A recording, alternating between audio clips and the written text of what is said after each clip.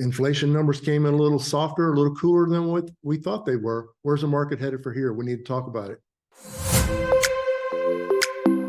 Welcome back, everybody. Don Miller here from MarketBeat, back with Thomas Hughes. We're going to take a look at the week that was and the week that's going to be. Thomas, how are you doing today? I'm good, Don. How are you today?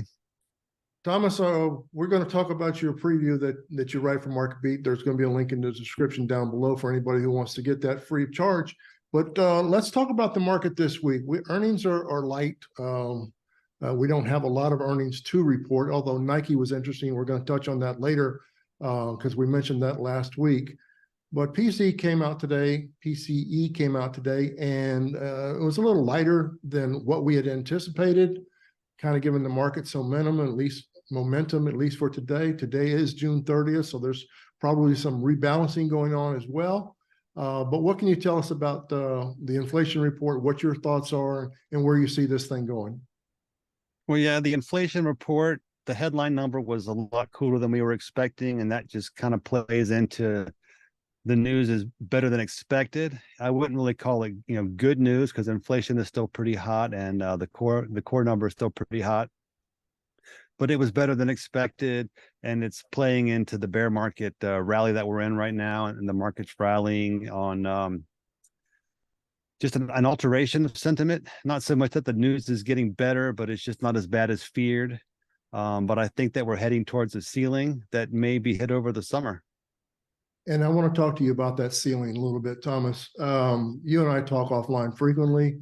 Obviously, you're a MarketBeat analyst and contributor. So we talk to each other frequently. And I've said or have maintained for the past few months or several months, actually, that the market seems to get into these spaces where there's not really negative news and not an overwhelming amount of positive news.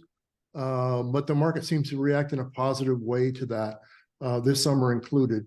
Market's up 15% as of the close of today. I think that's about where it'll be. What do you see going forward as far as the market? We got another 6 months here. Are we looking at 30% or up? Or are we looking, negative? Are we looking flat? What do you think the market's going to do here? Well, right now it's like you said, that the market's kind of melting up in this vacuum of news. Earnings are really light. There's not a ton of economic data out right now. And we're looking for the next earnings reporting season to start in about 2 or 3 weeks. So what I'm seeing right now is this melt up is heading towards a ceiling that might be hit at the current all-time high. And that might be hit in coincidence with the earnings reporting season.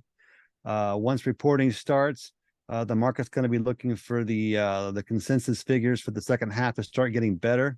If that doesn't happen, which I don't think is going to happen because that's not been the trend over the last few quarters, I think the market will top out pretty soon, possibly over the summer. But again, if we get some more of this news, this data, like the PCE data, that's not quite as bad as it was supposed to be, the market might keep rallying into the fall. Mm-hmm. But ultimately, inflation is still pretty hot. The Fed is still on track to raise interest rates at least one more time. They're going to put the pressure on the economy a little bit tighter. Somewhere in there, demand has to contract enough for inflation to come down, and that's going to bring the S&P down with it. Let's talk a little bit because, again, you're one of the few analysts that I know and follow that picks these kinds of things out. Within this plethora, if you will, of good news that has allegedly been coming out, you often find things that are not strong signals for the market. I'll give you an example. Last week, we talked about Nike stock, and you said you would be looking hard at Nike. Nike came out, wasn't strong. Market seemed to absorb it so far at this point, but that's a signal for an underlying kind of weakness, wouldn't you say? Well, right. And the problem with Nike is that not that it contracted per se, but that it was weaker than expected, and the guidance was weaker than expected. And so the stock price is priced on the future expectations of earnings. And so with the expectations for earnings coming down, that's going to bring the stock price down. That's also going to play into the consensus figures for the second half for Nike specifically, but for also other retailers. That could bring down the figures for the S&P 500, and that could also help put a top in the market. AI is still strong. It's probably still, it's going to stay strong. It's gonna help the market overall, and in particular tech stocks. Do you see a topping off there, or do you feel like we still have room to run? I think AI probably has some room to run, but as I've mentioned in some articles before, I won't call it a bubble so much anymore, but it's pretty frothy. There's money flowing in. There's going to be some small bubbles forming here and there. There's going to be a lot of froth in the market. So I wouldn't want to chase any prices with AI. I'd look for price pullbacks and whatever your favorite names are, and just kind of wait for the data to come out. I think this coming quarter, this reporting season could be pretty big for AI because there's been a lot of shifting spending shifts into technology and into AI since the first of the year. And I think that'll start showing up pretty heavily in earnings reports across the board. All right, let's take a look real quick at next week, and then we'll let you go. I know you're busy and want to start your holiday weekend as much as anybody. Next week, Monday's got a short trading day. Tuesday, we're off, but we are starting a new quarter. What are you looking for next week, and what looks hot for you as far as what you'll be looking at next week? Well, to be honest, there were really only three names on the earnings calendar next week that caught my eye. One of them is Albertsons. Albertsons has got a great value, and it gives yield. It gives shareholder value. It's also got the potential merger with Kroger. The stock is incredibly undervalued relative to the Kroger's deal price. So even I think with or without the Kroger deal, that stock is going to move up. Maybe not this reporting season, but pretty soon.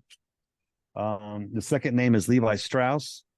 They're not expected to post growth, but it is one of the best performing and best financially positioned apparel makers and retailers on the market.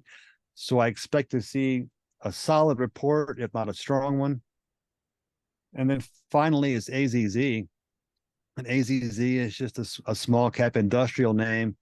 They work with metal coatings, but they've been growing through acquisitions. They're supposed to produce a pretty strong quarter as well.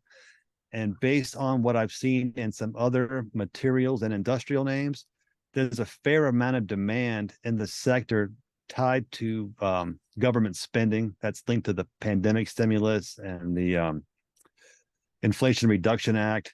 So AZZ could also report strongly. Thomas, thanks for joining us again this week. Everybody, just one quick note before we leave. If the video is helping you at all, you'd like to subscribe to it, we'd appreciate that. A thumbs up as well. We'll see you every week at this time. We drop this video every Sunday afternoon. There'll be links in the description.